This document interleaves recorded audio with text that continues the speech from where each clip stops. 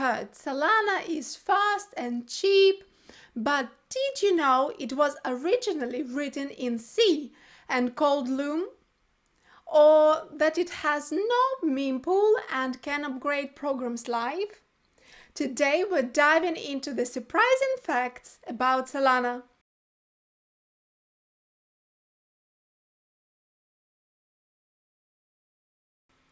First up, let's talk about Solana's origins, which are way more interesting than you might think. Did you know Solana wasn't always called Solana? Back in 2017, Anatoly Yakovenko, the mastermind behind Solana, started the project under the name Loom. The idea was to weave the words transactions together in a scalable blockchain. The first prototype wasn't even a blockchain. It was a single-node timestamp server with a white paper designed just to show off an idea called proof of history, a cryptographic way to order events without communication overhead. Anatoly initially wrote the prototype in C, a programming language known for its speed but not exactly blockchain-friendly. Then his former Qualcomm colleague, Greg Fitzgerald, stepped in and said, "Hey, why not rewrite this in Rust? Rust is safer, faster, and perfect for Solana's high-performance needs." Guess what? Anatoly rewrote the entire thing in Rust in just 2 weeks. Rust had zero blockchain ecosystem at the time, so choosing Rust was a bold early bet. But there's where it gets tricky. Around the same time, another blockchain project called Loom Network popped up on Ethereum, causing all sorts of confusion. So the team decided to rebrand. They picked the name Solana as a nod to Solana Beach, a small surf town north of San Diego, where Anatoly and his co-founders Greg and Stefan spent time working and surfing together.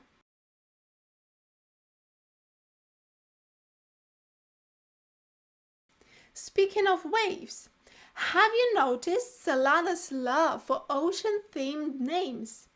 It's not just a coincidence, it's practically a red thread through the ecosystem. The blockchain itself is named after Solana Beach, and then you've got Gulfstream for transaction forwarding, Anchor Framework for writing programs in Rust, and Seahorse for writing programs in Python.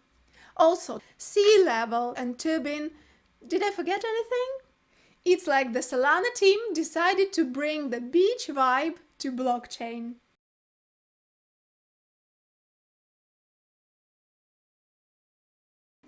Ever heard of Lamports? They're Solana's smallest unit of currency, like Satoshis for Bitcoin. One sol equals 1 billion Lamports, and they're named after Leslie Lamport, a legendary computer scientist known for his work on distributed systems. Pretty fitting for a blockchain, right? But here's something not everyone talks about. Solana's rent exemption. Unlike some other blockchains, Solana charges accounts a small rent to store data on-chain. And for a typical wallet, which is about 372 bytes, you'd need roughly 0.0026 sol to be rent exempt for 2 years, which is super affordable. And get this, even failed transactions on Solana cost a tiny fee because they still use network resources. So always double check your transaction before hitting send.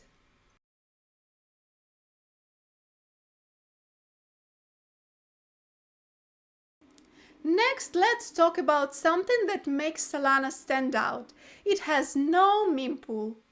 In most blockchains, like Ethereum, transactions sit in a mempool, a kind of a waiting room, before they're processed. This can cause delays and higher fees during network congestion. Solana says, nah, we don't need that. Instead, it uses a unique system called Gulfstream. With it, transactions are forwarded directly to the next set of validators before the current block is even finalized. It's like Solana's transactions are surfing a wave straight to confirmation.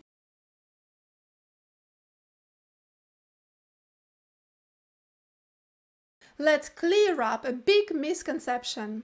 Solana's proof of history is not a consensus mechanism. A lot of people think it is, and it sounds similar to proof of work and proof of stake, but it's actually a cryptographic technique that supercharges Solana's proof of stake consensus. Here's the deal. Proof of history creates a verifiable timeline of events by hashing transactions in a way that proves their order without needing constant communication between nodes. So next time someone calls proof of history a consensus mechanism, you can set them straight.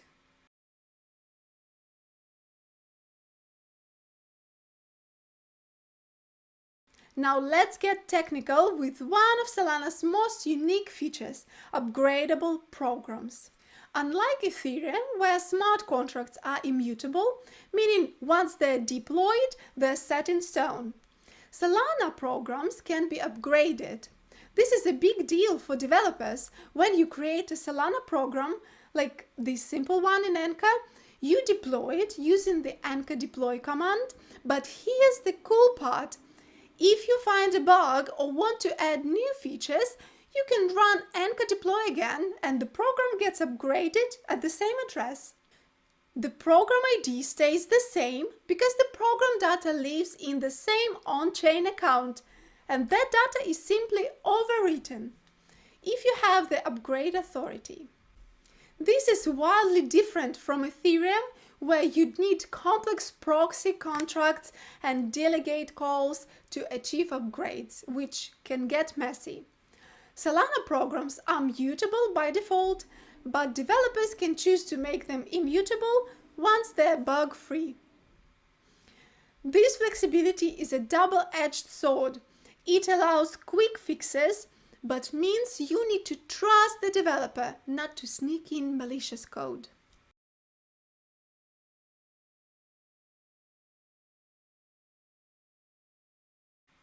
It hasn't always been smooth sailing for Solana.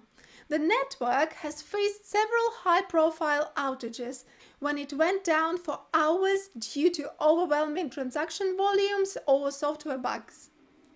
These hiccups frustrated users and sparked debates about Solana's reliability. But each outage led to improvements like better validator software and network upgrades. It's a reminder that performance comes with trade-offs, but also with iteration and improvement.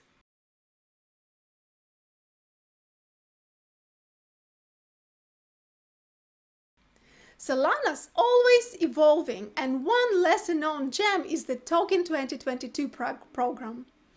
It's an upgrade to Solana's token standard, adding cool features like transfer hooks, metadata, and confidential transfers. It's like giving tokens superpowers for DeFi and NFTs. Looking ahead, Solana's working on Fire Dancer, a new validator client to boost performance even further, and Alpenglow, a runtime upgrade for faster transactions processing.